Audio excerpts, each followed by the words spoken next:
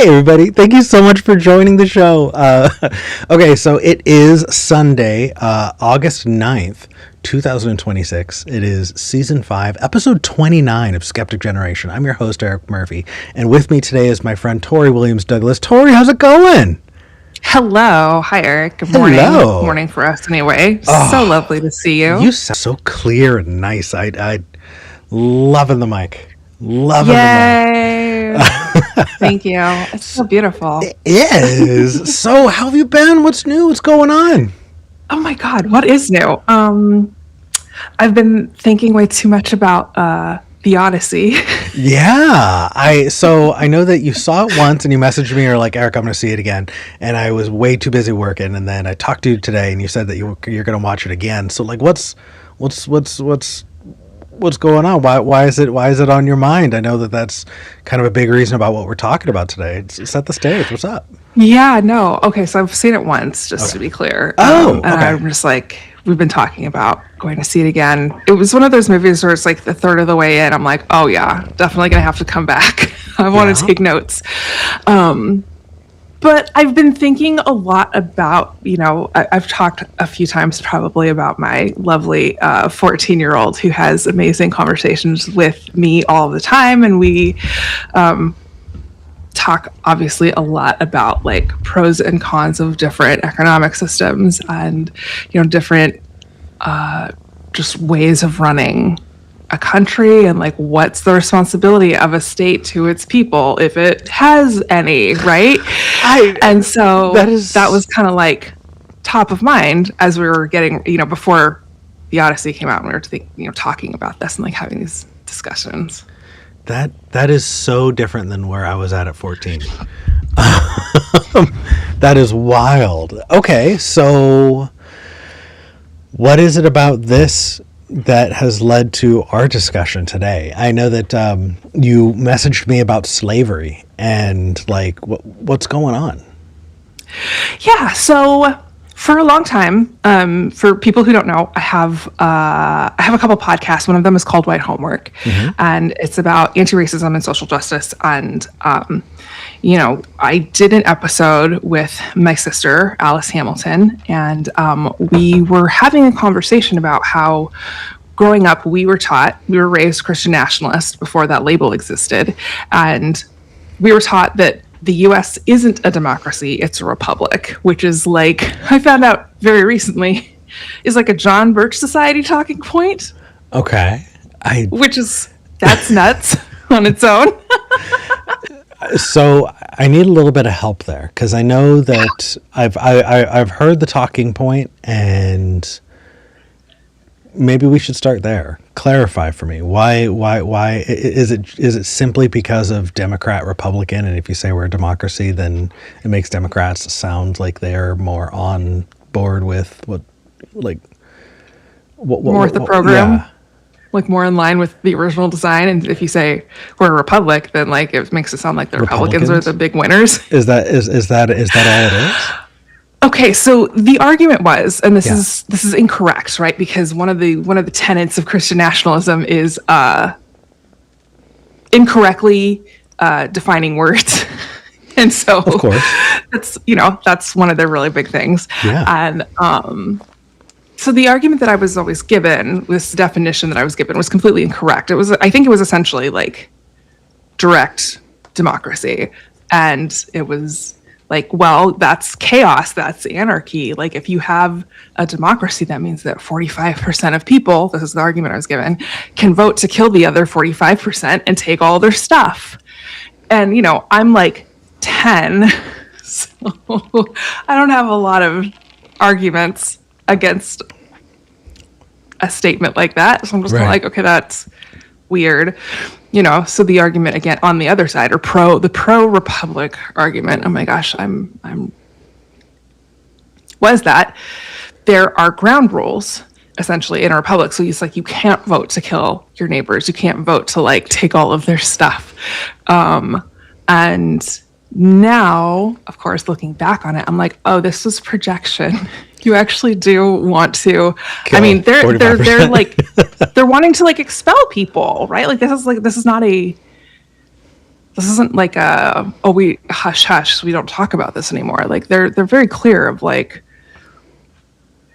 we should feed 30 million people to the alligators, or like, a forcing out 100 million people is like a kinder thing than what would happen if we let them stay, right? Like these very like full-blown eugenics is where we're at right now. And so it is a little bit funny in retrospect to be like, oh, that's what you wanted though. You wanted to be able to say, well, there's 49% of us are white, and or sorry, 59% of us are white, 41% like, so we just get to get rid of you. Like that's actually what they wanted naturally. So they said that that's what we wanted because they can't imagine anything outside of like their own desires. Yeah.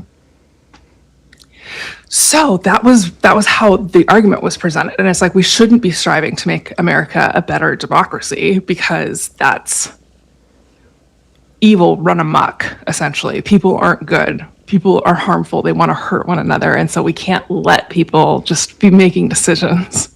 Of course. Yeah. We must constrain democracy in order to yeah. Yeah.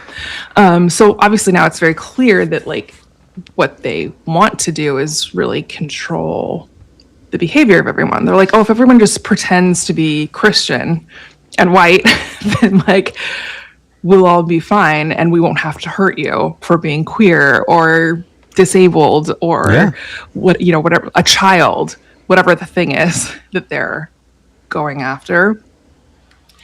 And so I was like, how does this count as democracy though? Like, how is the US running around and claiming to be a democracy when we still have slavery? We still have legalized slavery in this country. Legalized, legal, whatever. Legal. If you're a prisoner, slavery is definitely on the table. If you're a child, you don't have any meaningful rights. Right. Like other countries have rights for children. We don't. No. Yeah, and like you can vote to take away your neighbor's health care. Like that's a thing we let you do in this country for some reason. And so I'm just kind of like, maybe democracy isn't actually the best way to do things. And thinking back on like the original democracies, ostensibly Athens, I was like, wait a second. Okay, so I'm sitting here going, how are we a democracy when we have slavery?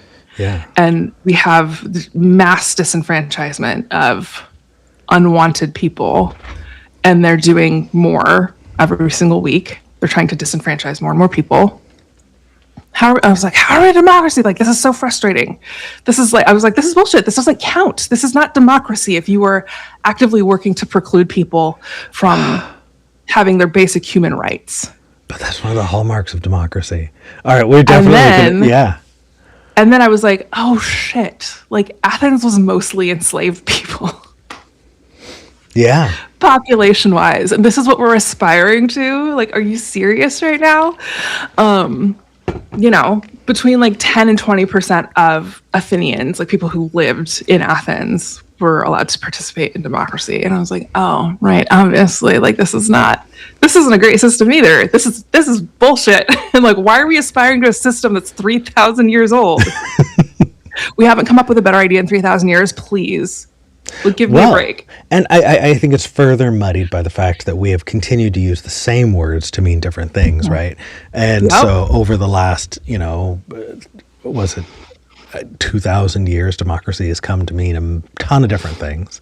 And yeah, no, that's absolutely worth talking about. This is a call-in show. If y'all want to call in to tell us we're wrong or you have thoughts on this, we want to hear from you. The phone number is 412-SKEPGEN. That's 412-753-7436. Or you can go to tiny.cc/SKEPGEN. That's tiny.cc/SKEPGEN.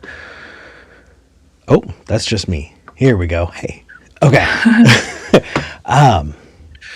Yeah. Okay. So my understanding on it is that in order to first talk about early democracy, we need to talk about citizenship, because citizens were able to vote. Citizens were able to take part in democracy. And so the idea that all people should be citizens is a new one.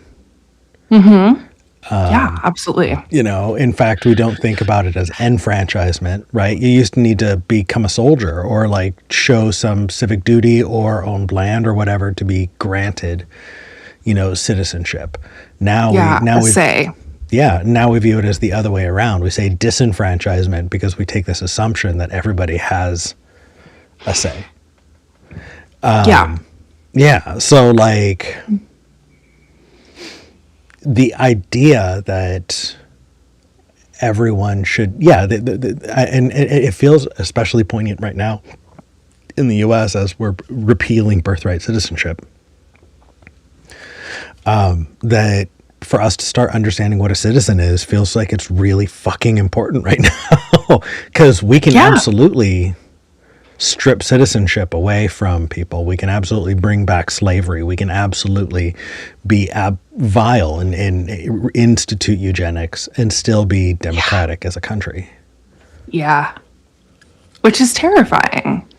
And so I think that you're right. I think we need to define citizenship, and if that as a construct should even exist as like a metric or a barrier to entry into the democratic process, if that's what we're going to call it. And also, like, why do states exist if they're not going to protect the rights of not even protect the rights of the citizens? Like, let's be honest.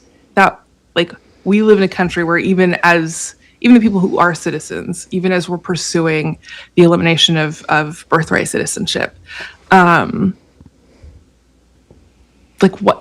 why does the state exist if all it's gonna do is take away your agency and like not meet your basic needs?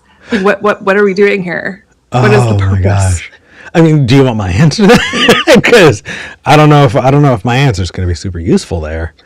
But I think that the state exists to perpetuate the capital and the means of capital acquisition, and they exist to support each other. Everything else is incidental. You know, but then again, I don't think we live in a capitalist nation. I think we live in an oligarchy. Yes, which was really interesting because as I was reading about this last night, that's kind of the conclusion that people have come to about like the original democratic Greek city-states, was that they were functionally oligarchies. Mostly, not all. They all had their own little quirks and different ways that they did things. So I don't want to make too broad a statement here. Yeah. But like the function was oligarchy. And we called it democracy because we let 15% of the population have any kind of a say at all. And it could be like, oh, you get to vote on like these really little things, all the way to, like you said, full-blown control. Like we control everything about everyone, our nation, everyone who lives here, everyone we bring here by force. Like, yeah. Oh my goodness. So I was talking to V about this last night, just trying to wrap my head around it because I wanted to really get into it. And the deeper you dive into what a democracy is, the more vague it gets. It's so frustrating that it becomes a no true Christian kind of thing. Yes. Yeah. And so the further like you dive into, well, that's not a democracy. Well, they're doing it wrong because of X, Y, and Z. Like you're doing it right. Yeah. And so I'm kind of like, do we just need to like reject the premise and come up with something better?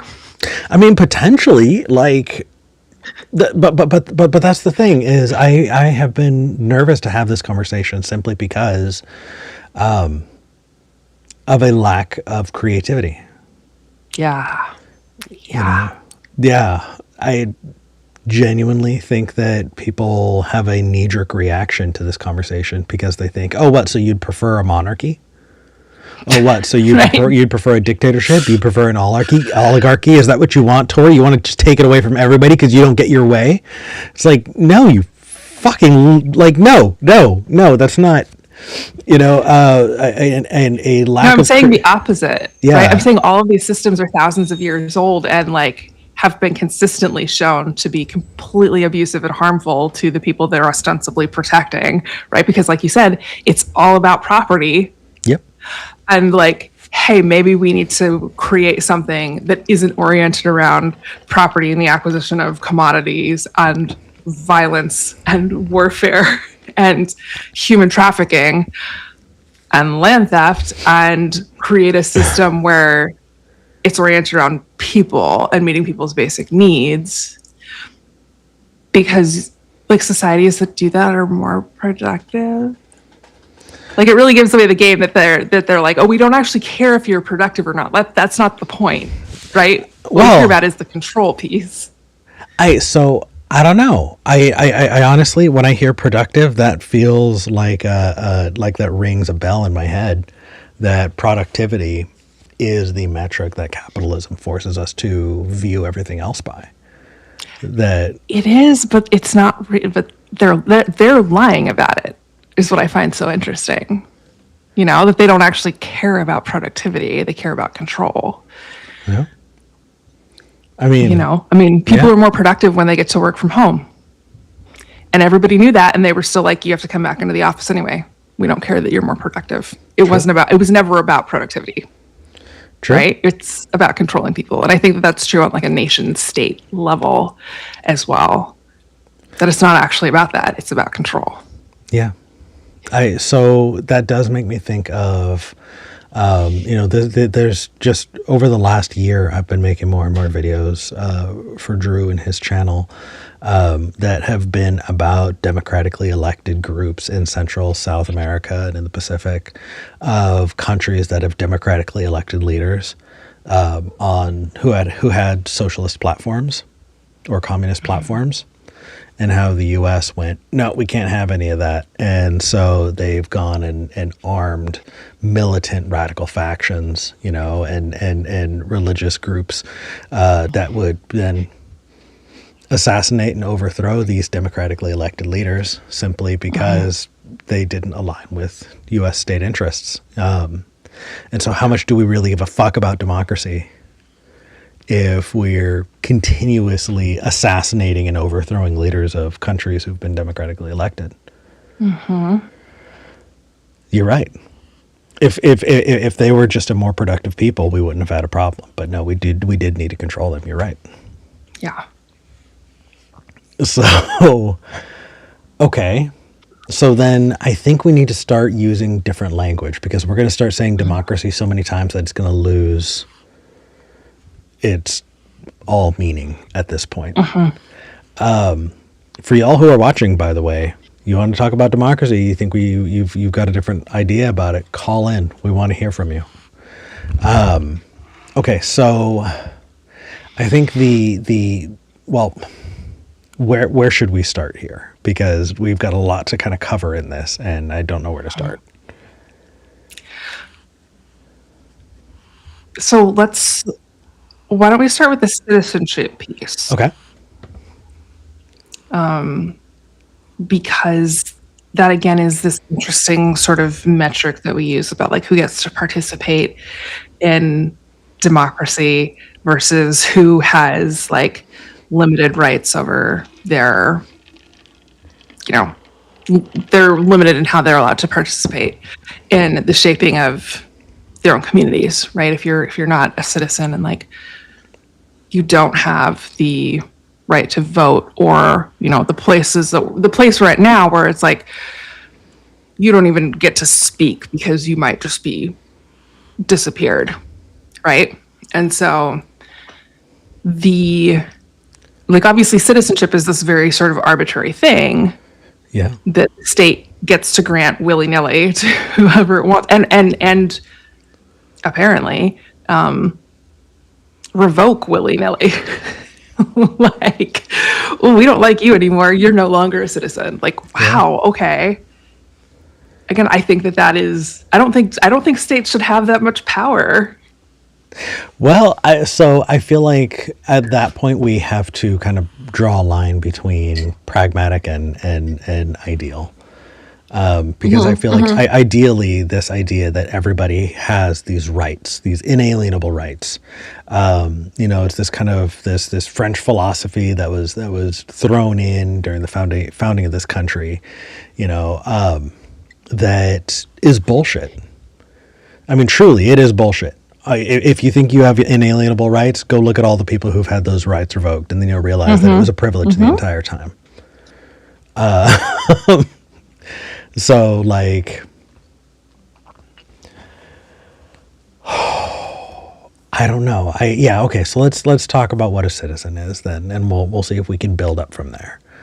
I think we probably both agree a citizen is somebody who is granted autonomy and granted what was a power as an actor politically. Does that right. Sound... Yeah. The right to participate. Right. In those kind of group decisions that have to be made when you live in a society. Yeah. And go ahead. I think it's really interesting because if we go back even further than like Greek democracy, there were other states that had what researchers call proto-democracy, right? Where it's like there are decisions that need to be made, and in our small little group, cohort, whatever, tribe, band, that people get to, it's majority rules. People get to have a say here. But I think that like once you escalate up to like an actual like nation state, once you escalate to the point of taxing people, I think that like we have to maybe be having a kind of different conversation, because I have been over the past couple of years kind of trying to sort of reorient myself in this. And it's like, what is the purpose of a state? What is the purpose of a citizen? Why do we have these rights if, again, they can just be taken away? Like, those are privileges. Yeah. We shouldn't call them rights if we're talking about clarifying language. Yeah. I mean, so yeah, like citizenship is a privilege, which that feels like it is very easy to abuse if we're working from that basis of like, it's a privilege for you to get to participate and have a say in your own future. Seriously?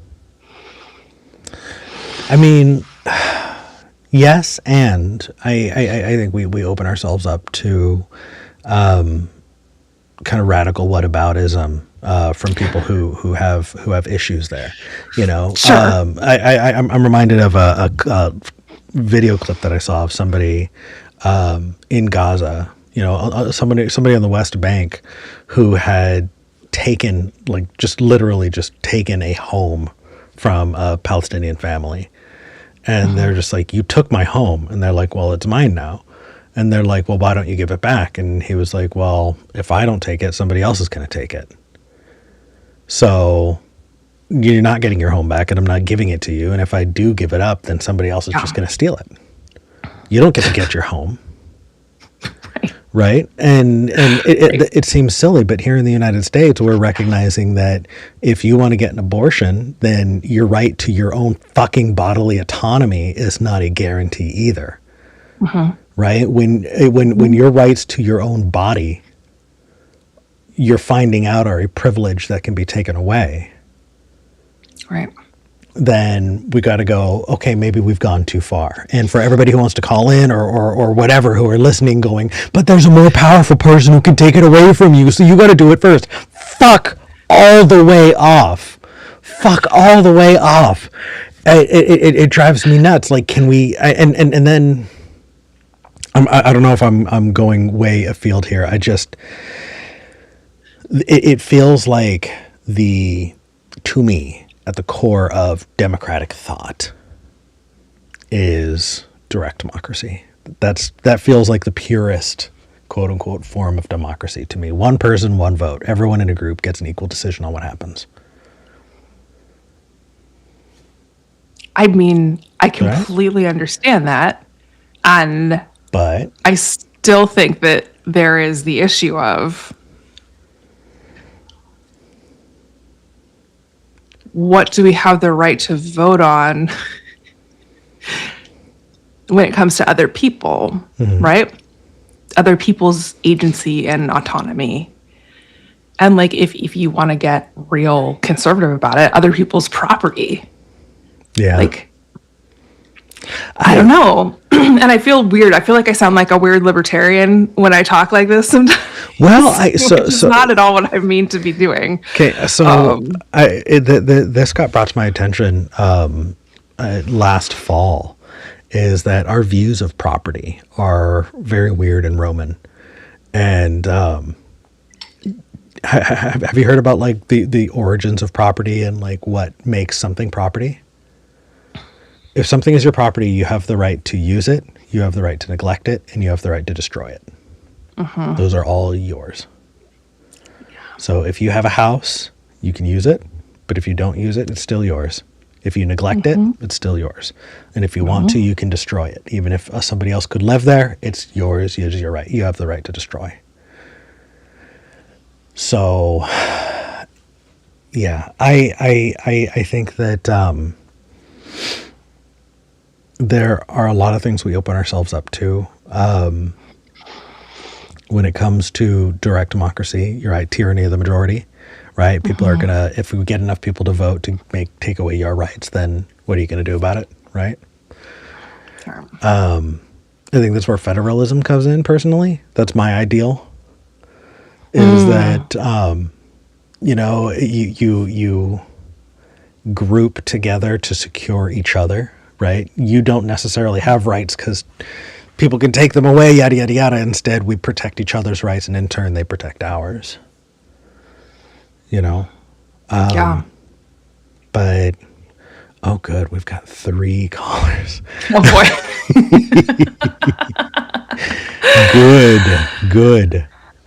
Okay, let's get a couple in here. Wow, we've got one being screened. We've got one who's in the queue, and it looks like we have Jay who's been screened. So let's grab. Oh, Jay. Yeah, Jay in Florida. A bit more. Hey. Hi. Oh, were you still talking to Kina? I was. Oh no. Oh, Kina, I'm so sorry. I thought that you were talking to. Okay, so Colin Studios doing a weird thing is showing Kina in 2 different places. I did not. Kina, I apologize. I hate stealing people from call screeners because they're doing their job and I'm not letting them. So I apologize, Kina. Okay, Jay, what's on your mind? What's going on? So I love the topic today. I haven't seen the Odyssey as yet. I do plan to watch it. But the whole discussion of censorship and democracy is really interesting for me because you've talked about censorship being a right or a privilege. To me, I think citizenship is an ought. Like someone ought to be a citizen of the planet, right? Not necessarily a state, not necessarily a country, but you ought to be a citizen. And because you ought to be a citizen, you ought to have a say in what happens to you, right? Taking it from that point for me makes it make more sense why we have situations where people are denied citizenship or people are denied a say in what happens to them because it's an ought that we should do, but it's not something that people like necessarily follow through with or necessarily grant to you. Does that make any difference to the conversation? I think that I appreciate that framing because the point for me in this conversation is not to get people to be like, oh, fuck citizenship, fuck state, fuck the state, like we shouldn't have, like, just, whatever, like no systems, right? But I really want to get people to view this through the lens of like, wait a second,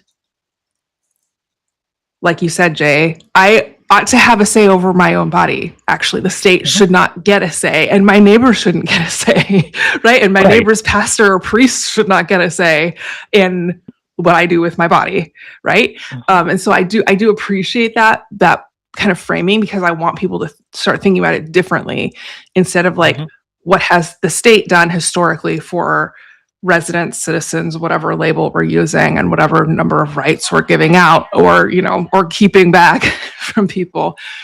What is the purpose, right? Because we live in a country in the US that is like, there isn't really an obligation to people's like well-being. And I think there ought to be. I think that if you get to be a state and you get to take my money, then you ought to make sure that my life is as like painless as possible. Correct. Like what Yeah, is agreed. what is the trade-off here even? So I do appreciate Right. that framing, Jay, for sure. So the part that gets to me, I'm just coming back in. I went to church with my grandma, so that's a whole nother fun experience. Because just to give a synopsis, they didn't have a sermon. What happened was there was someone who was homeless, and then they ended up getting another collection to give to that person. I was like, okay, so yeah, I get that we're helping the homeless person, but like we could have just given her something out of the regular collection, but that's a whole different thing. I don't want to get distracted.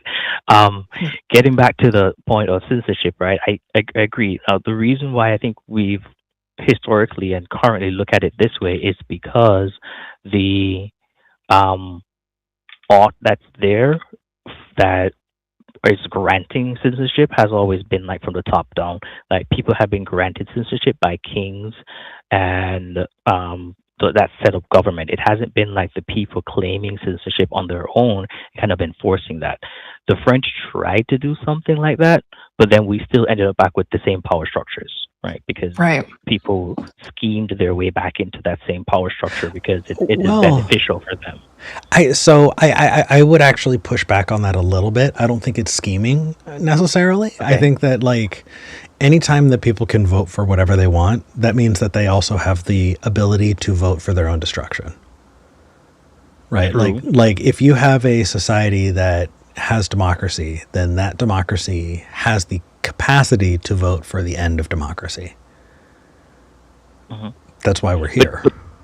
So then that kind of makes me think that there should be guardrails on it. Should we allow people to vote for the end of their own democracy or vote to their own ill? So that I guess the first reason why I'm saying that is because I don't think it's a bug. I think it's a feature. I don't think that autocrats coming into power and stripping away rights. I don't think that's somebody scheming. I think that is democracy working as it's supposed to. People can vote to take away, and you can vote to destroy the system, right? If you are the system, you can take it, we can destroy it. So I don't want to frame it as a glitch because truly that does feel like a feature. The other piece, like, should we take that away? I've got ideas. Tori, do you want to go first? Because I need to really kind of censor my thoughts before I say them, I think. Okay. Yeah, man, yeah, like that part does get sticky, right? And I know that people have this tendency to be like, oh, well, if we do X, Y, and Z, you're going to get all these like negative consequences. And it's like, well, we already have negative consequences. Like, what are we doing here? Like, that's not a reason to try something different. And, I think about other systems where we had to, like individuals had to fight incredibly hard to make it so that once we got new information, the turnaround like window was shortened, right? And I think about like healthcare. Like healthcare has a very short, at this point, compared to history, and even compared to 100 years ago, has a very short, like tight turnaround time from, hey, this process works a little bit better. Let's start doing that.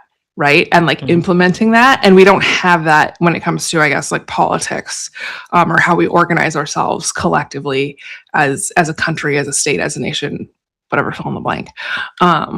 We have that window is like decades at best. And so I think that there is I think that there's always that, or that people are always going to make that argument. I think it's completely bad faith that like, oh, well, if you change the system, then bad things are going to happen. And, Right. I personally am not the kind of person who's like, oh, we should look at this as a project where we burn the entire house down. I'm a person who looks at it as a project of we're remodeling, right? And so we are going to have to shuffle things around. But I'm not burning the house down when it's full of people just because like that works better for me. I'm like, no, we're going to do this in an organized, thoughtful way, and we're going to have a plan. I'm not arguing for like a spontaneous, just like combustion of the United States as a project. Even though that might actually be, who knows, but that could be, maybe that would be less harmful. Who the fuck knows? You can't really know that. Rather, I'm arguing for like a systematic, like complete remodel, like down to the studs, down to the foundation, right? Because I don't want people to get hurt. Like that is the opposite of what I want. Unlike it seems the U.S. and what the U.S. and our leaders want for us.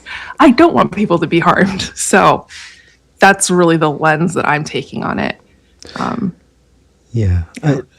Similarly, I feel the same. I saw a video come out 2 weeks ago that was titled, "Is Democracy in the U.S. Dying?"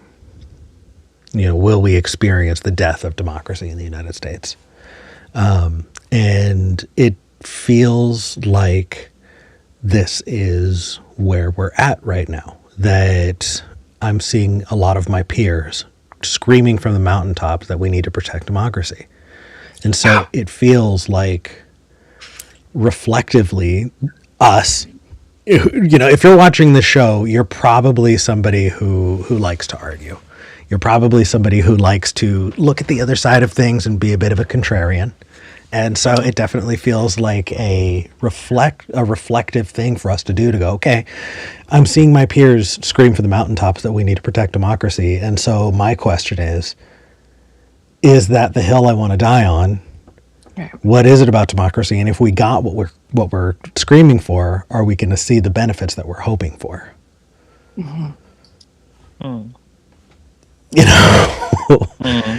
So I think that one thing that I heard pushed forward, and it has its issues, is balkanization. Right? Yeah. And I know we've talked about that on the show before, but the idea there would be that if your country has gotten so large that you don't even have your own bodily autonomy, that it has become a privilege instead of a right, your country is too powerful. It's too powerful. It should not be that powerful. It would be less about protecting your rights and more of, hey, maybe things should be scaled back such that that's not a thing that's on the table, because the powers that be don't have the ability to enforce at that level. And then therein you get federalism, right? From there you do get systems of control, right? Like if the U.S. balkanized and Alabama decided that it was going to become a what's that show? Theocracy? No. What is it? It's the woman in the red dresses. Handmaid's Tale? Yeah. Handmaid's Tale. Handmaids. If a southern state decided to become like a Handmaid's Tale state, right, and we balkanized, like, what could we do? Right? That would be it. We wouldn't be large enough to force everybody not to. Right. So the best we'd hope for is that its neighbors would go, hey, we don't like that you're doing that, so we're not going to ally with you when it comes to things. We're not going to protect you when it comes to enforcing the things that you want to enforce. It's federalism. So That's really fascinating. Wouldn't that end up with us having like the same thing but on a smaller scale, where you have like states or a certain state doing a certain thing and deciding maybe they want to be expansionists, and we end up with maybe a similar situation again, where you'd have certain Balkanized states that say one thing and certain ones that say another, but there'd be more infighting. Yep. Maybe couldn't that be more destructive? I'm just Well, thinking of it. I'm thinking of the EU. Yeah, You but the know, EU took a while to get there, right? They had to fight decades to get there, and then they kind of have a tenuous agreement at this moment. It's not like really a solid pact. So, they do. like, But if Spain decided that they wanted to push into France, everyone's going to stop and go, no, you can't do that. right, so there'd be like some more pushback on them. It'd be more like meaningful. Or, Right. okay, okay, I could get that. Yeah, yeah, Yeah. I could see that happening. I could see that happening. But but Eric, like for everything you speak of, like, but what about the profit? Like your system sounds great, but I don't think there's going to be any profit, man. Why not? Oh my God, there'd be so much more profit. There'd be so much more profit. There'd be so much, like, that's the thing, is like, I'm not for capitalism, but if we're going to talk about capitalism, when you're not seeing all of the wealth being collected at the top, you actually get enough wealth for people to spend, then you see, a developed middle class and, and a more active, functional economy. Like, if you want to talk about profit, then let's talk about how much money becomes absolutely worthless when it sits in a hedge fund. Right. You know, It's utility phase after a certain amount, right? So it's not that useful to you after a certain number. So yeah. right? Well, yeah, that too. That too. I was just thinking about, like, if you are sitting on $1 billion, and you're not moving that $1 billion, it's sitting in an account.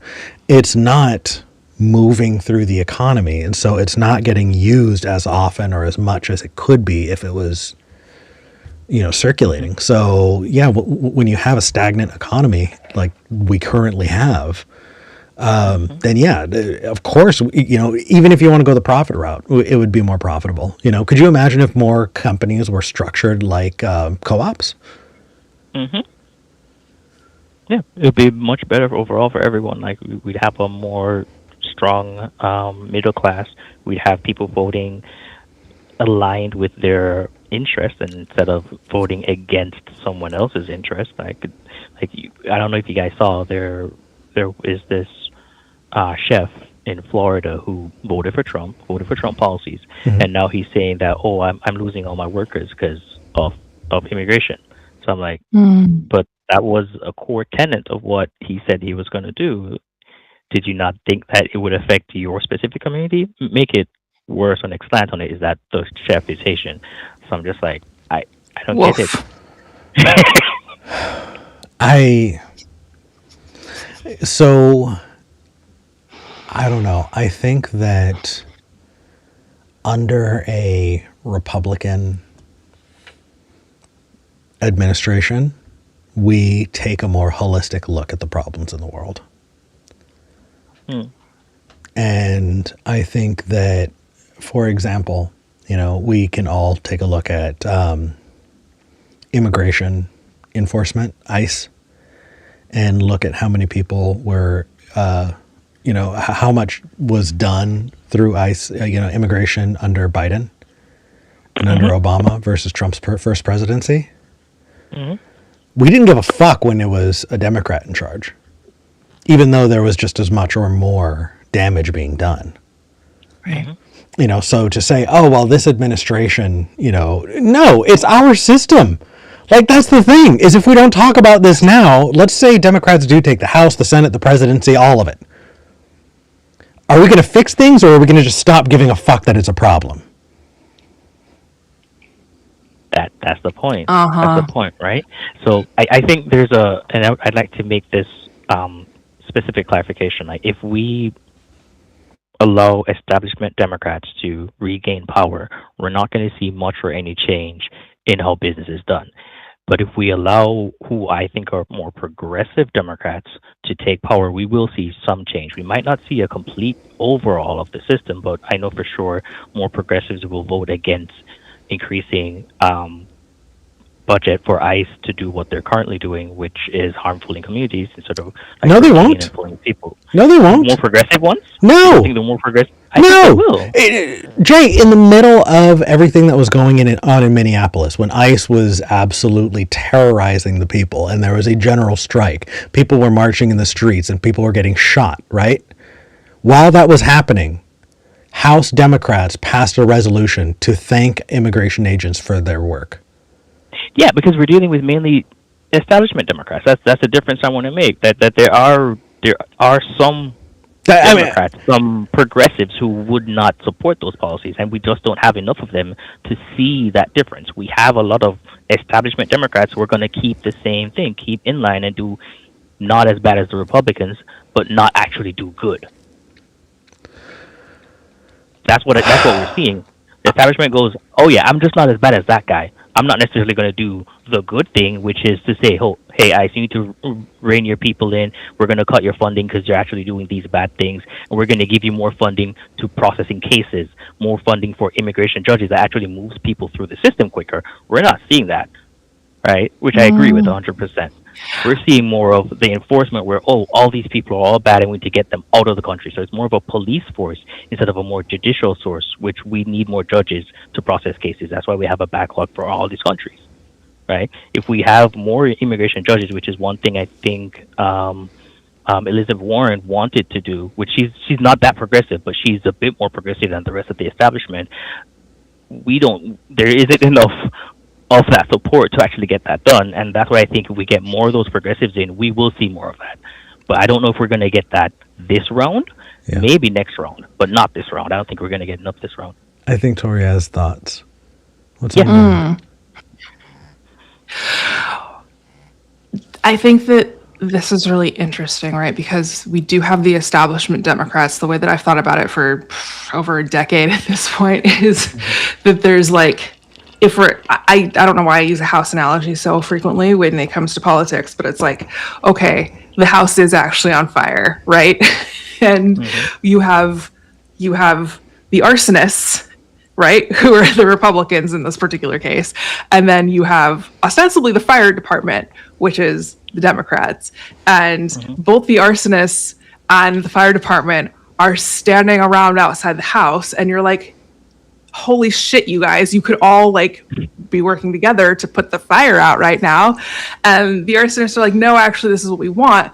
And the Democrats are standing there kind of like, well, what are you going to do? Vote for those guys? They burned your house down. And instead of using a fire hose. About that. Right? And so I'm like, I would like people to, since we do have systems that can be used to put the fire out, right? I would like to elect way more people who are interested in putting the fire out rather than being like, well, you know, what are you going to do? You're going to vote for the arsonists? No, obviously you have to vote for us, the fire department that does nothing. Well, it's worse than nothing. I mean, it would be nothing. That's true. It is worse than nothing because they have, Yeah, yep. No, I like again, look at Biden and his immigration policies. That is an arsonist. I'm sorry, we can all wax poetic about Obama, but he signed off on more extrajudicial murders of people with drone strikes than than Bush did, Bush Jr. Like, yeah, no, totally, no. If we're going to talk about establishment Democrats, they're arsonists, and if we're going to pretend that there is a contingent of Democrats that has the power and the numbers to do things the way we want to see them, you're lying to yourself.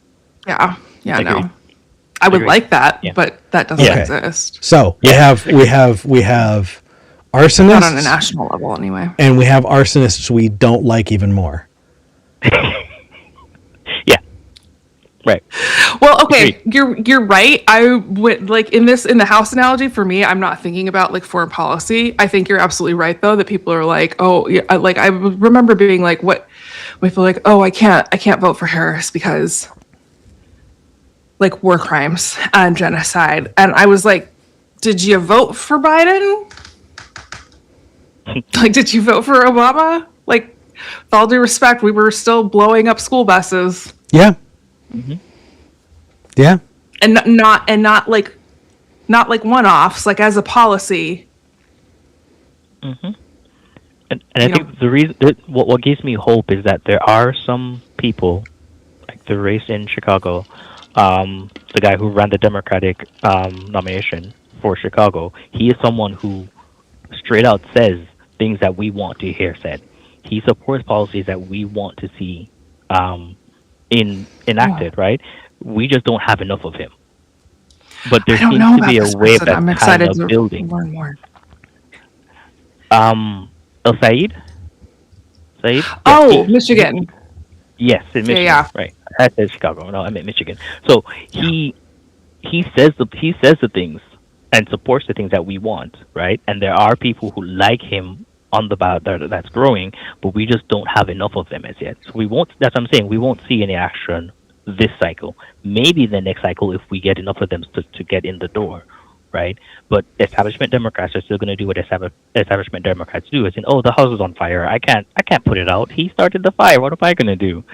I'm just gonna I'm not gonna make it spread, quote unquote. Well, while it is slowly spreading.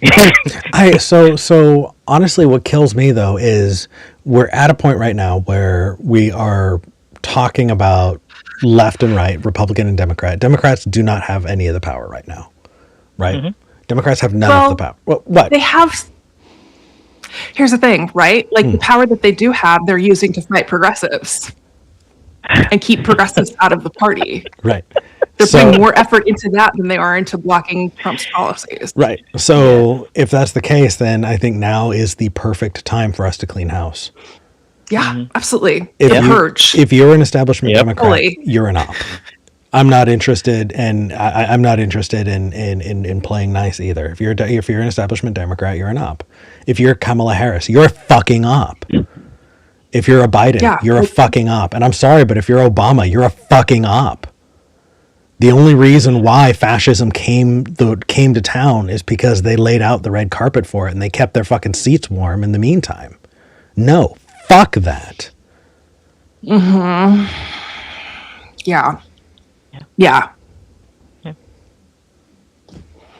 Sorry. This is what it takes to bring it back to the title. From it also, like the system. I mean, establishment Democrats benefit from it materially just as much as Republicans do, and they get to pretend that they're the good guys, so that no one screams at them when they're at lunch. Right. Nobody gets upset with them, but they're still earning. They're still making money. They might not have 100 times more of a net worth than everybody else, but they still have a substantial amount more where they're fine, right? And they get to do insider trading, and they get to take whatever the fuck from lobbyists because we have legalized corruption. Like, and like they're not doing anything to oppose these things. I don't really know. It's what's the solution here? It's tough. Like, I do want more progressives, obviously. I like, based on the reaction to Dr. Al-Said, I feel like we should only run Muslims, progressive Muslims, like everybody, because everyone is apoplectic, like left and right. They're like, oh my God, this is terrible. And I'm like, oh wait, no, this is actually, between like Mamdani and Al-Said, I'm like, Al-Said all over the place. We might be onto something here. We might be able to trigger the fuck out of these people. Well, and get our human rights protected. So I do gotta say that when you are white Christian, heterodox kind of U.S., like, you're going to be blind to all of that stuff. So having somebody who does not have the benefit of that blindness makes sense. Mm-hmm. Yeah. Anyway. So we're all saying Candace Owens for president. That's what we're saying. Is she Muslim? Oh, that's a good one. Gosh, I don't think she should be burned at the stake. Seriously, truly. All right. Hey, Jay, thank you for calling. I appreciate you, man. Thanks, my Jay. pleasure. Take care. See you in the after show. No after show today. Okay. No. So here's the thing: is Ascalon usually does the after show, and he's not able to do it right now. And I went in before the show to try and give permissions so that other people could do it. And it turns out that I don't know how to Discord. And so I was not able to get the permissions ready, and I also have a video for Drew. So it just turns out that it'd be best if I didn't do an after show. That way, I could work with mods this week to get that like dialed in, so we could start doing after shows again starting next week. Okay. Yeah, that's cool.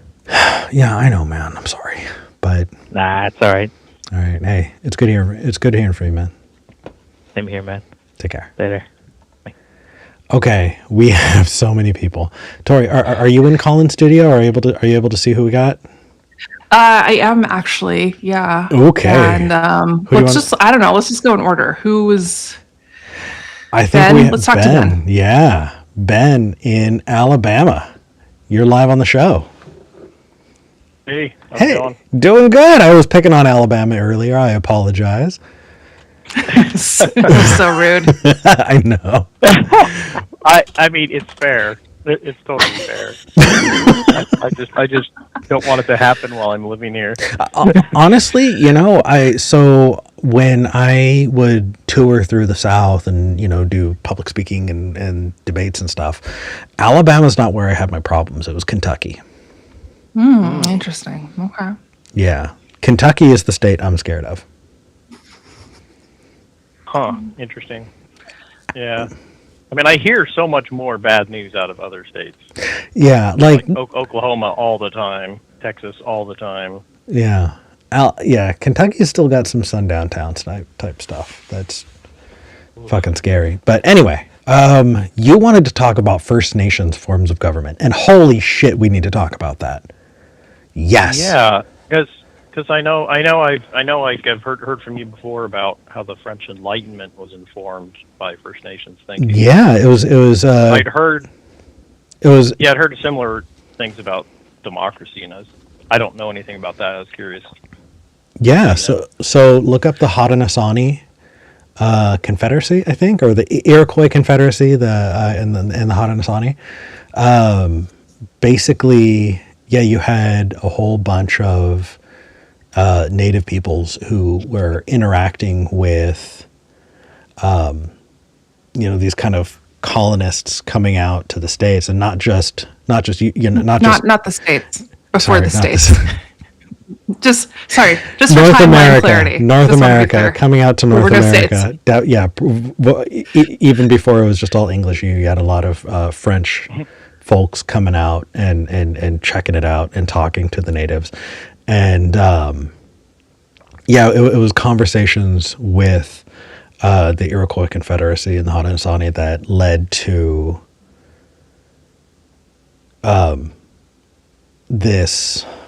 How do I say it? It's like a trope, right? Of the European philosopher and the native chief, kind of that became like this standard kind of writing trope at the time. And so you'd have this dialogue, and it was based in some kind of racist shit too, like, of course, but it created a lens through which these kind of Enlightenment thinkers were able to bounce their ideas of, like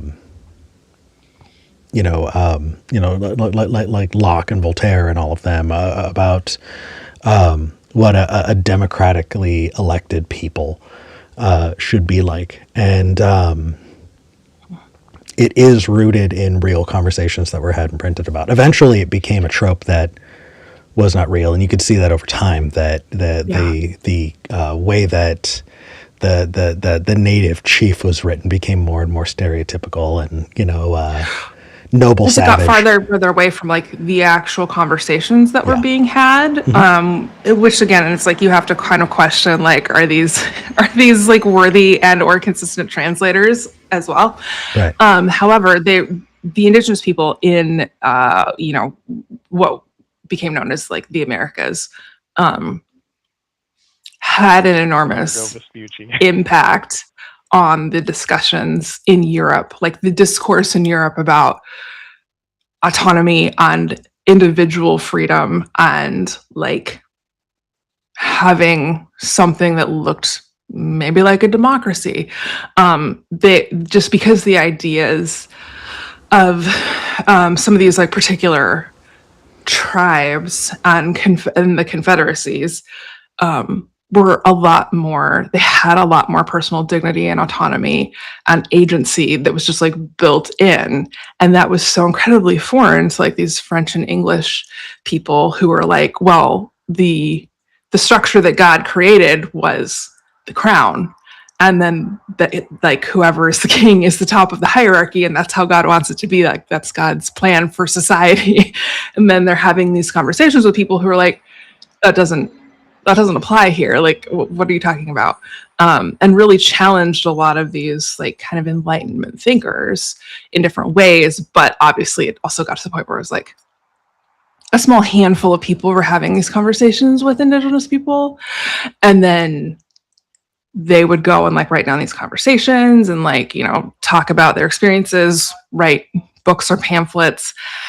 And then it did kind of evolve into a trope, right? Because it very quickly became people who had never had a conversation with an Indigenous person, because how would you? I'm not crossing the ocean. I'll just write a comic strip, right? I kind of feel like that's how it wound up, which is fine. But like the inspiration really got erased historically. The influence of like Indigenous thought and ideas really just got completely disappeared from the historical record in so many ways. So isn't that wild though, that you have like this this manifest destiny westward expansion of the US? You had this whole group of people who thought, yes, I'm going to bring these notions, these of democratic ideals to these native peoples, when it was these native peoples who gave them in the first place. And then they just rubbed off the barcode. They rubbed off the history and went, oh no, it's ours. Now we're going to bring it back to you. Yeah, and like I was hearing something recently about some reflections upon the Declaration of Independence, which literally has the word savages in it, which is just fucking ridiculous. So, have you read any David Graeber? No. You should. Start with The Dawn of Everything. I know it's a thick book, but it's one of those books that's so much fun that you get sad when you get to the end. It's an easy read. I laughed out loud multiple times. Like, yeah, it is a large book, but good. Don't be intimidated.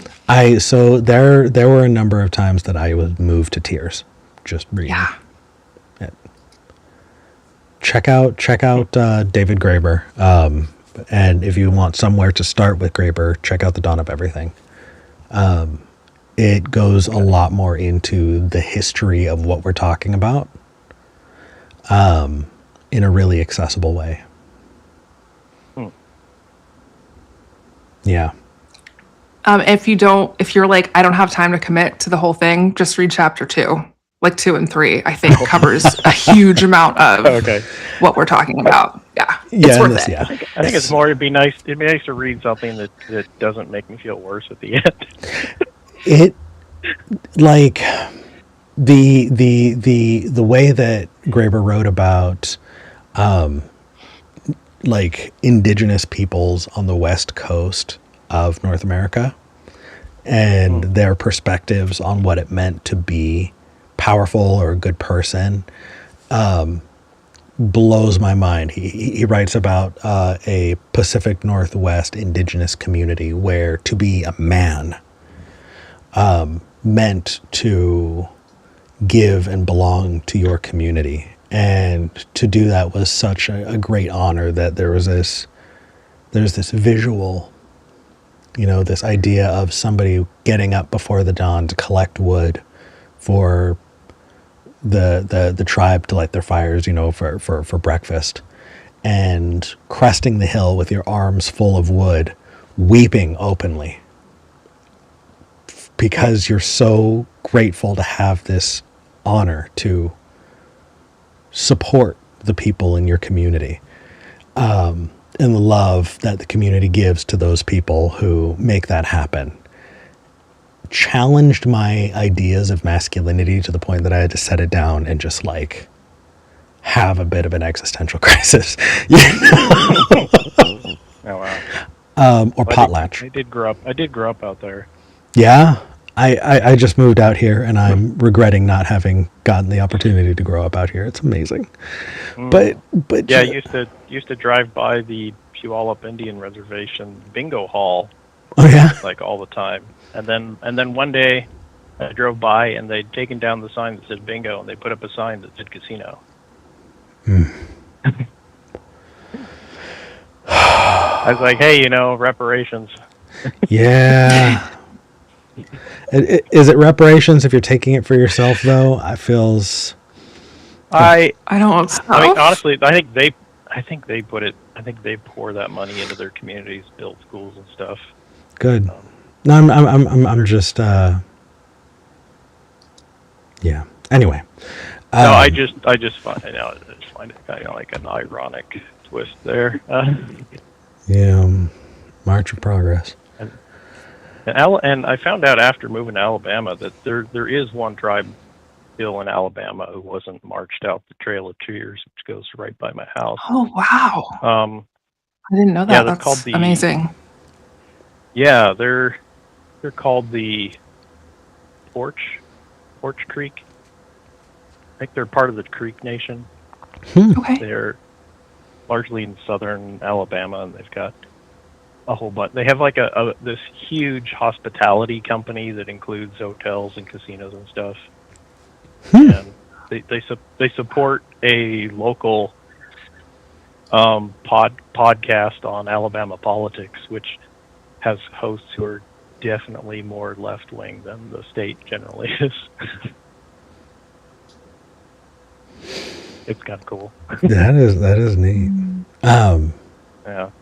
Yeah, but I appreciate you wanting to point the attention to First Nations peoples because it does give context that I think is important, especially if we're talking about democracy and representation. A lot of the way we view a democratic society comes from conversations with Native peoples, and so their influence is huge. Yeah, it's like I simply cannot imagine the people in a North American tribe living in a way that's less oppressive than the U.S. democracy when it was first established, because it was way more oppressive than I could possibly imagine anyone there living. Because you try to oppress the people in your tribe too much, they walk to the next tribe. So There's a reason that the colonists that were first coming over here, like in the 1600s, had to make a rule that you were not allowed to run off into the woods with the indigenous people. I do want Like- I do want to warn against overly highlighting it though too, because also in the dawn of everything you'll read about Native peoples who did take slaves and own slaves. Yeah. So It's a massive spectrum, and I think that we do ourselves and of course sure. them a massive disservice by pretending like it was all one way Yeah. or another, that it was all good or it was all it wasn't all horrific. sunshine. It wasn't all sunshine and rainbows. But the crazy thing is, I'm sure. Yeah. I can't imagine it being much worse than what we had. well, so what's interesting is I'm going to quote this horribly. Tori, see if you can help me stay on track here. But one of the things that I saw was, I believe Graeber was writing about tribes who did not farm. They could, but they didn't. And the reason that they didn't is because their other tribes that they didn't like farmed. And so they didn't farm as a way of differentiation. Yeah, from our enemies. that we identify ourselves more about what we're not Yes. than what we are. Ah, And so I don't know, all of these feel like motivators to me for balkanization. That if we split up and one state became the Handmaid's Tale state, then other people can say, "Hey, we are unique and different because we're not those fuckers." I don't know. It is interesting, but yeah, we're all guilty of this. Every human being is guilty of the same crap. yeah, Times. Ben, you got to read Graeber, definitely. Okay. do Big Yellow Book, and if you have a hard time sitting still, read the audiobook. All right, next time I hear from you, I'd love to see if you started it by then. Yeah. I'm due Hopefully. for a reread. I think I'll probably See? do that over the next couple of weeks. Yeah, I'm hearing Ben's vacillating and definitely giving like the I'm probably not going to read it, and so now thing is, now I'm getting harder. I may, because I haven't actually read anything lately. So. Read Graeber. Uh-huh. Yep, this is homework. Oh boy. I had some other homework. You had some other homework for me, and I'm not going to bring it up. What was my last homework for you? Okay, no, hold on. What? I think it was to look into something in the local local area to get involved with, like mutual aid or other things. But I haven't. Got it. Okay, this is less of an ask. Okay, Ben. I'm trying to think of my Alabama friends that I can be like, oh yeah, Ben, these people, they're the ones that actually need your help. Go and just get involved with that. It is really overwhelming when you're not like connected in that way. You're like, oh my God, like how do I even contact these people? So I completely understand where you're coming from. It can be really, really overwhelming and intimidating. There was one I was trying to get some visibility to, because there's a organization called the Yellowhammer Fund, which absolutely needs help. This sounds so familiar. Okay. Yeah, they I think when Roe versus Wade failed, or the courts failed us, they started doing a whole bunch of fundraising to get people like reproductive products and get them transportation out of state, get abortion. Oh yeah. And then the Attorney General of Alabama threatened to prosecute them for helping people. So there was a big court battle that he lost. So they're able to do it again. They kind of stopped doing that because they were, even though it wasn't technically in the law, it was just the guy's word. They were afraid of it happening. Yeah, of course. Yeah, they have like a bus that travels all over the state, donating various reproductive products, and then also providing transportation for people to get out of state who need it. Love it. Good. That truly hats off for the people who are putting themselves in harm's way to help others. Ben, I don't know if I'm that good a person. I like to think of myself that way, but like one of the things that motivated me to get the fuck out of Texas is there was a hotline that was established and this was during Biden's presidency, by the way. Oh, God. Yeah. Well, that's when Roe v. Wade was overthrown, right? Yeah, there was a hotline established that you could call and anonymously report people for suspicion of helping someone get an abortion. You know what? And there was a woman who was arrested.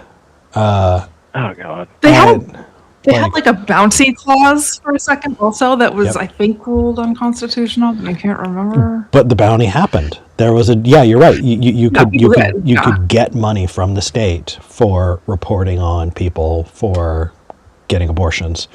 And we realized, V and I, that if someone doesn't like us, they could just call in an anonymous tip and we could get arrested. Right. Like, just by being public figures. And so we're like, let's just get the fuck out of here. And I look at the people who are staying behind and actually like airlifting people out and busing stuff. And I'm like, fuck yeah, you guys, you're better humans than I. Well, I don't know.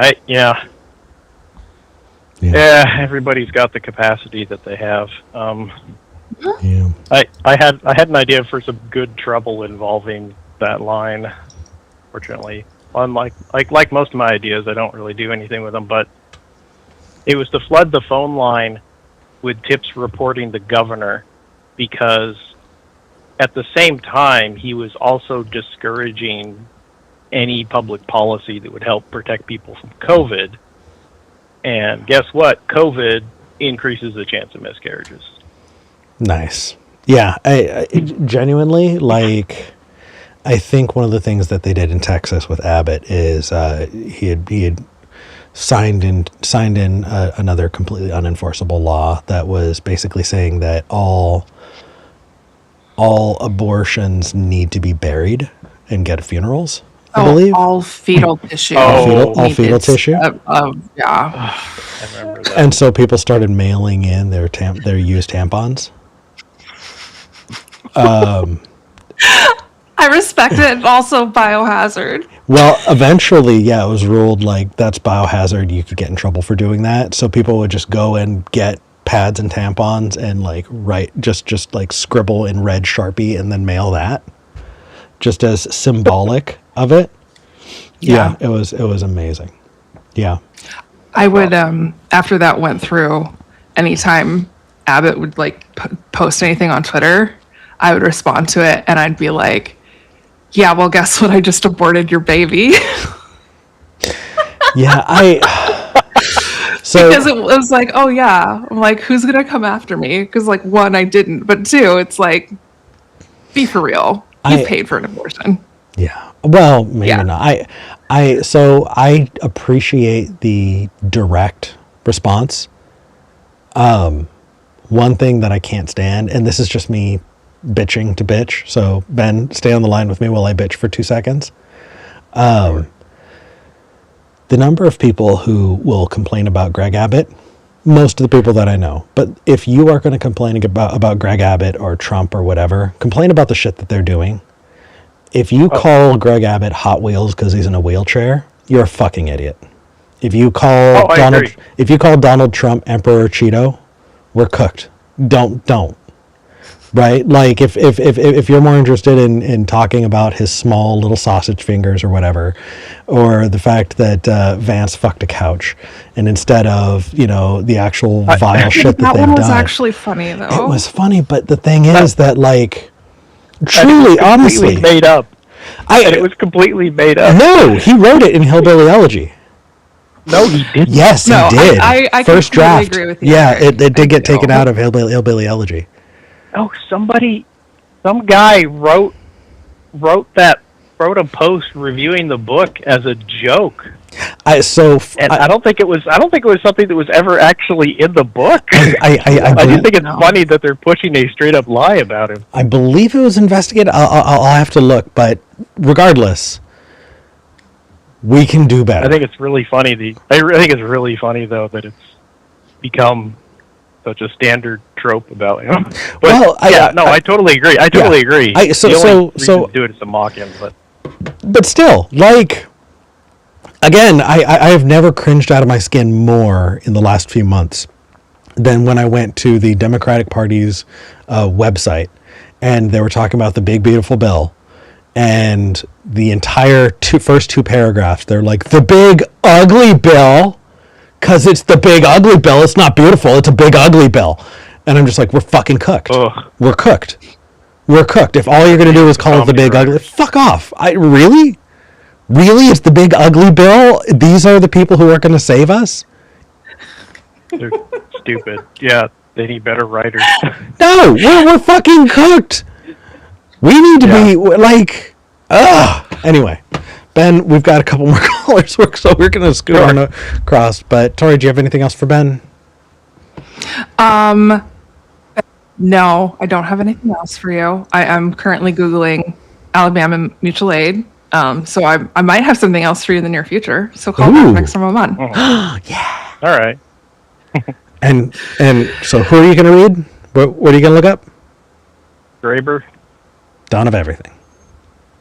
on everything. Yeah. Please. I got some bookmarks pulled up. Yeah. Yeah? It's good. It's good. It's a good time. All right. Take care, brother. Thank you for calling in. Thanks, Ben. First Nations peoples, I was really hoping someone would call in and immediately we get somebody who want to talk about that. That's fantastic. All right. You want to go on to Connor? Yes. Connor in Texas wants to talk about Athenian democracy. Connor, you're live. Hi, Hey, Connor. guys, how's it going? Hey. Good. What did you want to talk about? So I actually joined in on the watching at had like 20, 30 minutes in, so I kind of like skimmed through the first part of y'all. I saw y'all were talking a bit about Athenian democracy. Did y'all talk about more than just direct democracy, or how it like was in its entire existence? Because they actually didn't have elections for the people they had running the city, and like that they actually considered that too oligarchic and not representative enough. Like one thing I found interesting about it was they actually chose their leadership by lottery, so that anyone any regular person could literally be in charge of running the city. I don't know how long that was the case, but like, yeah, I did find that really intriguing as a process, as a system. It was until I would be Alexander. like, oh, it's just like, oh, anybody's up for grabs here. Which again, it's like the pros and cons. It's like, I don't know, or maybe we try that. Is that a bad idea? I don't know. Well, I don't know how it would work beyond a local city level, because Totally. there's no. But like, I'm with Tori that to like fix like society in general has to start at the very foundational level, and like build up from there. Like, because it would take a lot of experimentation of like what works best for each like county and state, and however we'd have to like change everything or apply it going forward.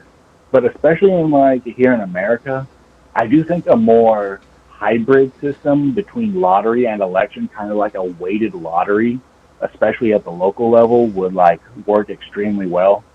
Especially since like every resident who's eligible, they all get like a basic one chance of getting selected, but then allow other residents to like vote for whoever they want to also, and then like give that an extra chance of being picked.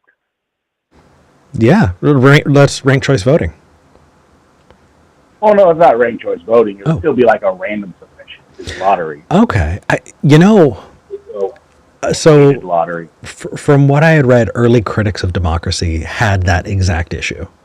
Is they pointed out that in creating democracy the way we know it, we are actively creating the worst possible odds for a good system to happen. And the way that it was pointed out was that we view kind of this like public office, being a public servant, as this moral good, right? And you do it because you're called to it, because it is a kind of a guiding moral principle that you're doing something that is profound and yada yada yada, and so you don't need to get paid that much, right? And so if you have a position that doesn't pay high, then the people who want to make more money are not going to take that job. So you're automatically cutting out a whole section, a whole demographic who were going to do better in their lives if they become CEOs. But then you also have, like, what is the only incentive then? If you don't have, the money piece and it's just power. And so who's going to get jobs where the only benefit is the power to lord that power over other people? Fucking sociopaths. Like, our system is specifically designed to be attractive to people who desire power. Right. Yeah. And not just that, but like also another reason why I like the idea of like the lottery system is like it allows for far more diversification in thought and life experience. And like a modern example of that, where it just happened on accident, was the French president wanted to do a convention to come up with a set of policies for climate change, but he couldn't get the politicians to agree to do this or like expand their thoughts beyond like the few things they would come up with. So he was just literally going around asking random people, and like over like a couple hundred people to like just random people come together, like come up with ideas.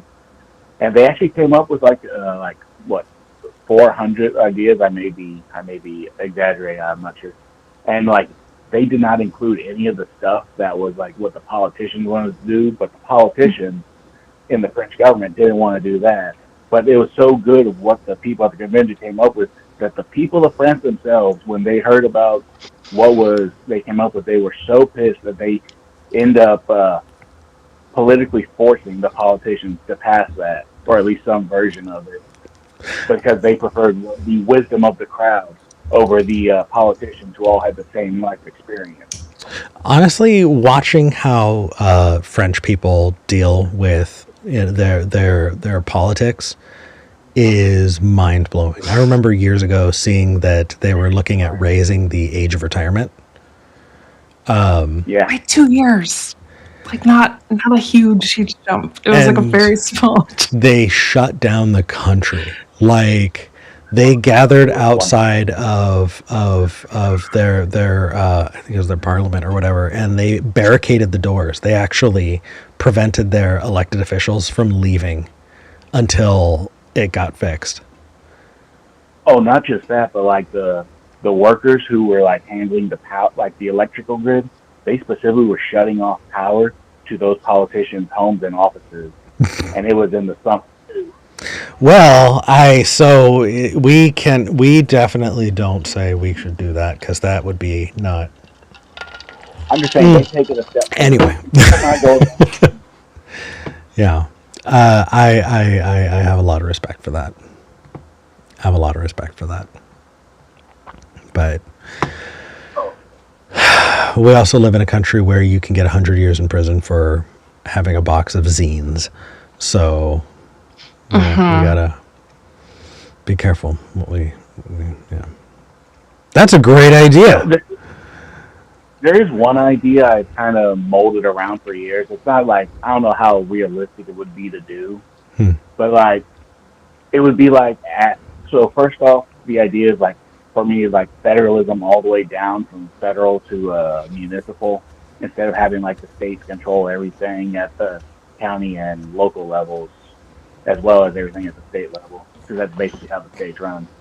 But also, like, just to break up responsibility at a government and what they can affect, while also allowing for like people to think that they have an actual say in what's going on at a regional level, is to institutionalize in the Constitution the ability of states to form compacts, which are just multi-state agreements, into like a sub-federation type deal within the government. I don't know exactly how it would work, if it would work out in the end, but it's just like something I've been mulling over. So Space Barbarian just described that as fractal democracy. I mean, I definitely like the idea. I just honestly, the size and power of the U.S., existing, its own gravity is so large that other countries rise and fall, and democratically elected leaders get assassinated just due to the wants of our country. Like, it's too big, it's too strong. Well, I mean that is debatable because it's not like this is the first time we've had serious issues in regard as a country in regards to a democracy and personal liberties and freedoms. And if anything, it's not the worst situation the country's been in, and we pulled through. Well, like the slavery and Civil War era, the fighting off Jim Crow and segregation and all that stuff. Oh, yes, there's been a lot. I'm talking about the soft power influence on Central and South America. Yeah, Okay. turning over, creating banana republics and assassinating the democratically elected leaders of countries who were not keen on putting American business interests first. That's what I mean. Yeah. When I say we're too large, I'm specifically thinking about like our own gravity. The gravity of this country is such that it smushes all the countries around it just by existing. Yeah.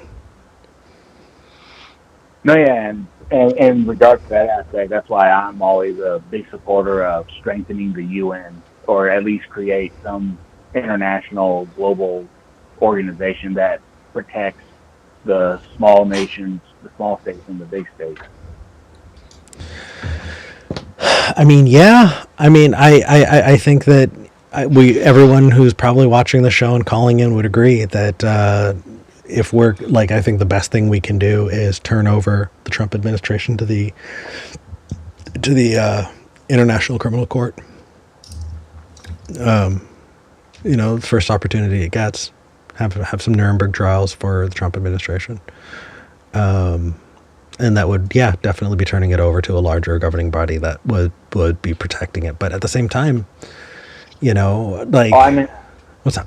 Entire sovereignty of every single nation on the planet. But we've never had that. And that's never existed.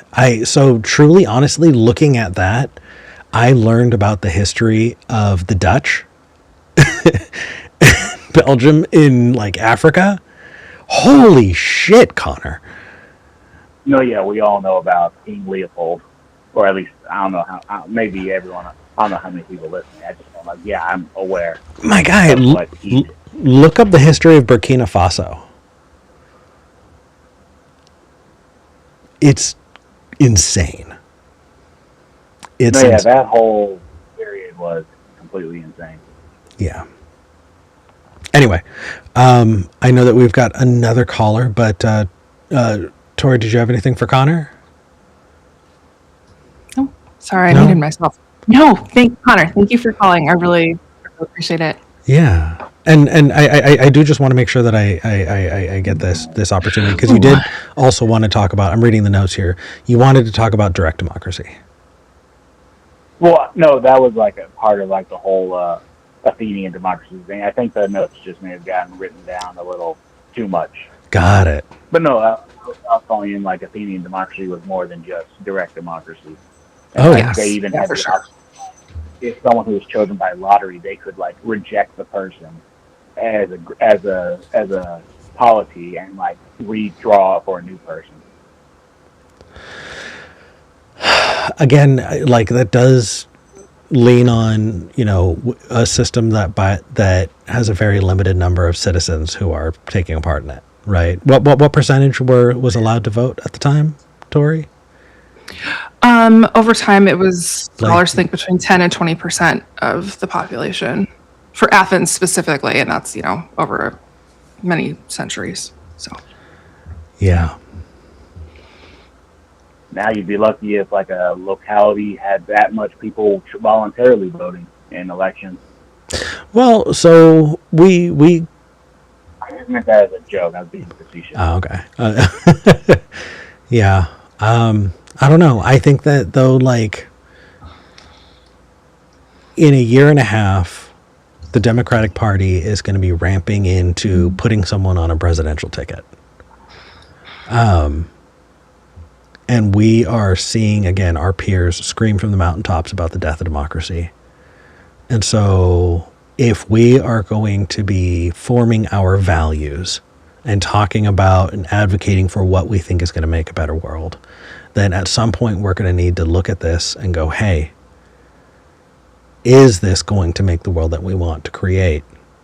And now is the time to have those conversations. So I'm glad we're having it right now. I'm glad you called in. Yeah, you're always good talking to you. Good talking to you too. Take care, man. All right. I think the thing, okay, the one thing about direct democracy that I'm like always a little bit entertained by is like whenever that topic comes up, the first thing that comes to my mind is Bodie McBoatface. I'm like, what do you actually end up getting when you give people just like total say over? Yeah. I was like, do we have any parameters? Like how precisely is this going to work? And so, yeah, I think that it's like, it might just have to be one of those like trial and error things where you kind of figure out how things need to work as you go along, and like how to protect people's rights as you go along. But I am, just changing our orientation because specifically, I know we have another caller that we need to get to. That's okay. I was just thinking about the idea of like, when people, this is a million years ago at this point, but like when I was on Twitter a lot, frequently, when states' rights would come up, which cringe, embarrassingly, people were still using that argument on the internet in the 2020s, and now I'm sure. But anyway, my response would always be, and I didn't like think this necessarily all the way through, but my response would always be, states don't have rights, they have responsibilities. As a response to states' rights, we get to do X, Y, Z because, we're a state. And so we're autonomous in these ways and the federal government can't tell us what to do. And I don't know that that's like entirely true, but that's how I got to the point of thinking about like, actually the state does owe us, like it does owe us protection and it does owe us like individual agency and like body autonomy. And so that's kind of where I came up with this. I was like, I'm like, for me, what if we like completely pivot because we talked about that like lack of imagination at the top, right? And we have such a hard time coming up with different ideas. Like, how do we imagine our way out of the capitalist hellscape? Yeah. Right? It's hard. But for me, the thing that I very frequently reflect on is like, how would we create a state or some other way of organizing ourselves, right? Where the state doesn't have, like, we don't have the right to we don't have the right to assassinate the president of Haiti. We don't have the right to tell people that they have to stay pregnant. Like, these are not, like, states have, what if we changed our entire orientation around what a state is, that a state has responsibility to people, to individuals, and to protection, right? And making sure that individuals are well, like you can do that. You can protect yourself as a country, right? And you don't necessarily have to be like, oh yeah, like let all the drones in and people can just bomb us. That's not what I'm saying, of course. Yeah. But I do think that it is something to consider, that it's like, actually, shouldn't the state owe us something? If we're obeying all the laws and paying our taxes, like, shouldn't we get something out of this arrangement? I don't know. Yeah. Maybe I'm crazy. I don't know. I think that it is in the nature of the disempowered to argue for limits on power. And so under Obama, hearing states' rights arguments made a lot of sense, because that is how people who felt like they were disempowered under Obama would get what they want, is by limiting the power of federal control in their lives. And now that we're seeing it, now we're all going, hey, states' rights. But as soon as we elect somebody that's a Democrat, we're all going to go, yeah, now federal power, right? It becomes textbook reactionary, stuff. We're like, we're never actually finding an epistemic grounding. We're never actually finding what our values are. We're just reacting whether or not we have power. And we're choosing to be upset about things based on whether or not our team is in power. And I'm trying to ferret out these kind of bigger things, because if I have an issue and I'm calling for states' rights right now, then in theory I should have the same view when my team is in power later. Yes. Unequivocally. And so if people that's get upset with you about that, right? Yeah. Like people like you and I, and like our values, I would say overwhelmingly you and I share values, Eric. Oh yeah. Right? Yeah. And so like our criticisms, the things that we're saying, like the Trump administration is doing X, Y, and Z, causing all of this harm and just being completely absurd. And that's wrong. That's immoral. They should stop. They should have their power stripped. Trump should be taken to The Hague. Like all of these things that you and I agree on. Yeah. But we're not going to be like whoever the next president is. We're not going to be like, oh, it's fine if you do the family separation. It's fine if you're using drones on little babies in Yemen. Like we don't do that. And like, again, like that's like I would say liberal Democrats are really not fans of us when we hold both parties to the same standard. Yeah. They're like, what are you doing? Yeah. We're the good guys. Yeah. Well, you got to act different if you want to be the good guys. And genuinely, the like, you know, vote blue no matter who. Do you just want to keep Trump in office? No, I'd rather the whole house burn down, honestly. If we are going to continue being fucking an evil empire, and it's like, cool, evil empire my team or evil empire your team, no evil empire. How about that? Fuck off. What are we doing? Yeah, exactly. Yeah, I don't know. I feel like I think maybe I've just spent way too long with that kind of establishment Democrat being like, well, either it's me or evil. And it's like, okay, how about nothing? I'm going to call your bluff. Right. Fuck off. Like, truly. I'm done with it. Yeah. Let's move on. Talk to James before I get myself in more trouble. James in Ohio. How's it going? Hi, James. Hi, good morning. Listening to you, I have a couple of things that I wasn't calling about, but it's your fault. You bring up so many interesting ideas and things. It's your fault. Of course it is. What's up? Oh, first of all, what you said about holding Trump and his regime responsible, like a Nuremberg trials, unfortunately, it'll never happen. America's too powerful for somebody to come in and arrest them. No. Oh, no. Yeah, we're not going to let other people. We need to be the ones to do it. Okay. And I believe your name is Tori. I'm sorry if I got that wrong. No, Tori, you got it. Okay. You have several hosts, so confused.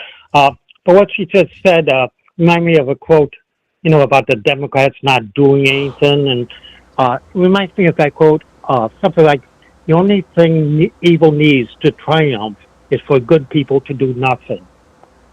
Mm-hmm. Right. Okay. But what I did call about was for an update.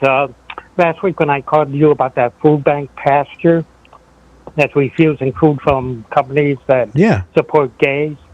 Well, in case you or your listeners are interested, there's a slight update. Same channel, Friendly Atheist, 52 minutes, 45 seconds. Anti-LG, well, those letters, I can never keep them straight. Food bank leader rejects gay food video podcast, episode 647, in case somebody wants to be up to date. And he has a co-host, Jessica Griff, Greiff. Okay. I just thought I'd update you in case people wanted to know more. Do I just need to have Ethan on, like, next week to talk about it? Okay. And a couple of quick things, because that's what I was calling about, just a couple of quick updates. I don't want to keep you. But, again, another video by a Friendly Atheist was, this might make a good topic for a future show. how many people did God kill in the Bible? And another website actually puts a number to it. God's biblical kill count explained. I'm not going to mention the site because I would have to spell out. It's 11 minutes and 34 seconds. But the thumbnail gives a number: 2,559,449. I mean, it really. I think it would be difficult to put a kill count to God, especially if you're thinking about the biblical flood. Just what I was going to say. That alone. Yeah. So God, according to the mythology, is pretty fucking bloodthirsty. Oh yeah. Yeah, especially if you're a Calvinist, because then you think that God created hell just to send people there. Like, it gets brutal. God seems to have one punishment fits all. In our system, we have different punishments for different levels of crime, like misdemeanors. You might spend a couple months in jail or a fine, and it gets more serious when it's more serious, like assault and rape and murder. But God seems to have one punishment fits all: death, death, death, blood, blood, blood, even for wearing mixed fabrics. By the way, that's my favorite. I would stay away from that one, James. Honestly, the mixed fabrics thing. I don't get that. Well, so what it was is, and this is just from the biblical take on it. What you get from a kind of a mainstream Christian on that is that's out of Leviticus, which was they list all the sins, and that was where Moses was leading the people out of Egypt. And those were the rules that Moses put in place on those people as they were traveling before they settled in Canaan. And according to the Christian mythology, Jesus apparently did away with the Levitical laws, which is what mainstream Christians would say, right, Tori? I mean, he came to keep the law. I know, but wouldn't that be what a mainstream Christian would say? It's kind of like he didn't get rid of being gay, like the prohibition on being gay. So like Jesus also cherry picked according to modern Christians in the U.S. Yeah, fair enough. I just don't get it. I just don't get that. Why is man wearing mixed fabrics a sin? Where did that come from? I'm sure it made sense at the time. I don't fucking know, man. All I know is that if you bring that up to a Christian and expect them to have that view on things, you're not helping yourself be effective when it comes to talking to them. You need to listen to what they believe, and most of them don't believe that. That's one thing I do bring up, like these homophobes who say homosexuality is a sin. And like, I would always ask them, then do you believe they should be stoned to death? That's what the Bible says. It's okay discrimination against gays, but the Bible also says they should be stoned to death. So being homophobic, would they support stoning them to death? I'm sure they would rationalize it somehow. That just makes me think of every conversation I had around Prop 8 back in the day. Yeah, the gay marriage and gay rights. It's what's interesting is that I have a pair of really good friends who live on the East Coast who are Christian. And every time I see Christian crazy shit happening, I send it to them so that they can be like, oh, that's the most gross thing I've ever seen. Because they're progressive Christians. And they're just like, no, that's not our faith. And it helps remind me that, broad generalizations aren't going to get me any closer to solving the problems, because there are just as many Christians, with just as many views. So we just got to meet them where they're at. And the good thing is that the most hateful ones are pretty open about it. I saw an article this morning. There was a Christian pastor in Arizona who was saying that that the Nazis were a powerful form of Christian nationalism that they should be learning from. Like, they're out in the open. We don't really need to dig. There's enough that we can deal with for people who are just fucking outwardly vile. But anyway, Tori, any thoughts? Yeah, no, Yeah. it's like those conversations are hard. But yeah, the way that I've heard that's effective in addressing that kind of stuff is, instead of getting into the, like, you know, us versus them sort of debate of like good guys, bad guys, is it okay for queer people to exist, is you can kind of like divert that a little bit by asking, okay, how strongly do you believe that? Like, how strongly do you feel about that belief, right?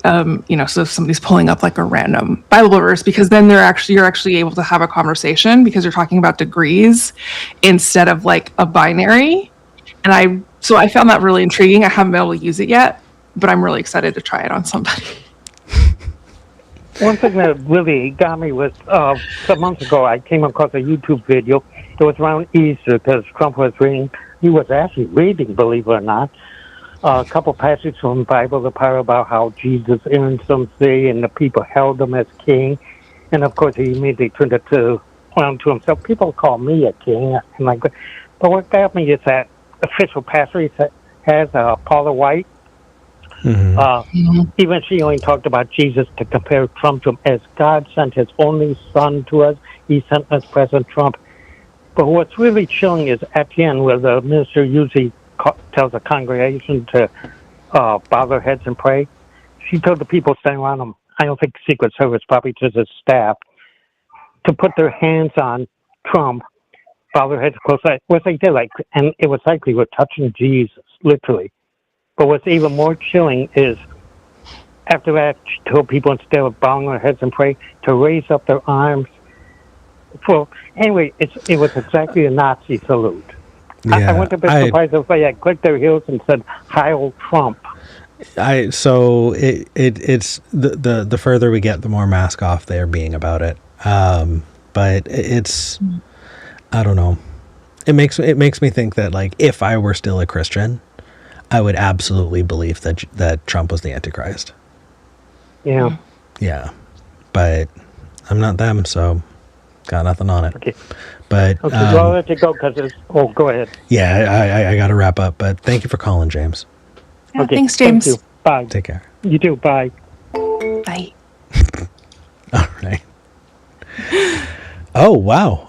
Looks like Call-In Studio ran out of funds right at the end of that call. So I think that I just perfectly timed that. Incredible. I'm going to need to add more funds to Call-In Studio. So I guess now's a good time to say, if you like the show and you want to see it continue, patreon.com/Skeptic Generation. That's patreon.com/Skeptic Generation. I do want to remind people that we are doing a show on Sunday, but the Sunday after, the 23rd, there will be no show. Tori, I'm taking V to Seattle for their birthday. Oh, It's gonna you'll be always fun. do something fun for V's birthday. I love that. It's going to be great. Yeah. I think it's time to read some super chats. So let me pull that up. We had quite a few from Sean Loves Maths, who enjoys breaking my brain every chance he gets. Sean sent £5 before the show even started and said, Tarski said the theory of groups is undecidable, i.e. no algorithm can decide if an arbitrary first order statement about abstract symmetries is true. I looked up Tarski before the show, and I was more confused after looking up Tarski than before looking up Tarski. So I really, truly worry that I am just not smart enough to get it. Yeah. Okay. Q sent $2 and said, put this towards cat treats for Odin Kitty, my little one-eyed kitty cat who's just been dying for cuddles this entire time. Say hi. Say hi. I know. You know. You're so neglected, baby. No one loves you. Mwah. You just have to go without so often. Right. Space Barbarian sent $5 and says, when somebody who looks like me whinges about EE grants, my knee-jerk reaction is go back to Europe. YT, though Europe looks pretty okay now. EE grants? I don't know. I was like, ooh, I guess I should Google this. I don't know that abbreviation. Sean Loves Math sent £5 and said, storing truly random numbers is illegal in most countries, as they can be used for unbreakable encryption. What? Is that true? That's insane. What? I have not heard this before. What? I don't know about what. Okay, and then sent one more £5 and says, random numbers can be used as a one-time pad encryption or are already encrypted by such. If a court suspects you of being a spy, it can be a charge. Really? That, I guess, makes sense. But I don't like any of that. Wouldn't that make end-to-end encryption a chargeable thing? I don't know. Insomnia Doodle sent $5 and says, it's my birthday, so here's $5 for the call-in studio situation, so celebrate. Insomnia Doodles, thank you and happy birthday. I hope you we hope you have a wonderful day. Thank you. Space Barbarian sent $5 and said, YouTube was censoring my super chat. Immigrants. Wow, censoring. Yeah.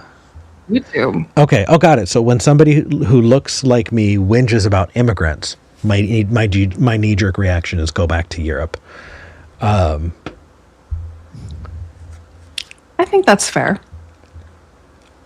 I don't know. I don't think that we should be like deporting white people back to Europe or anything. Although if we're using their logic, I'm just asking questions. However, I think it's a totally fair thing to say to somebody who's complaining about immigration. So what's wild? I remember I was looking up. I was doing research on that video for Drew about the German Texas freethinkers and learning about the Know Nothing Party. Mm-hmm. And I think I showed you a picture of one of their signs. They called themselves Native Americans. Mm-hmm. Yes. I can't even. Fascist psychosis has been around forever. I can't. So Tori, yes. If you're going to go back and rewatch The Odyssey, let me get in touch with you when I finish the video. And if you haven't watched it, I'd love to go see it with you. And plus, you and I need to get together to go do an escape room sometime soon. Yeah, definitely. I'm trying to find one for us. So that sounds like so much fun. Hey, everybody, if you like the show, consider becoming a patron. Patreon.com/Skeptic Generation. That's patreon.com/Skeptic Generation. I want to say thank you to our incredible volunteers who make this happen. Thank you, truly. There's no way we could do this without you. Tori, how can people find you? I'm in Portland, mostly. come by, swing by. Yeah. Hop into the hood. No, don't. Well, I mean, you can come, just don't stay. Nice.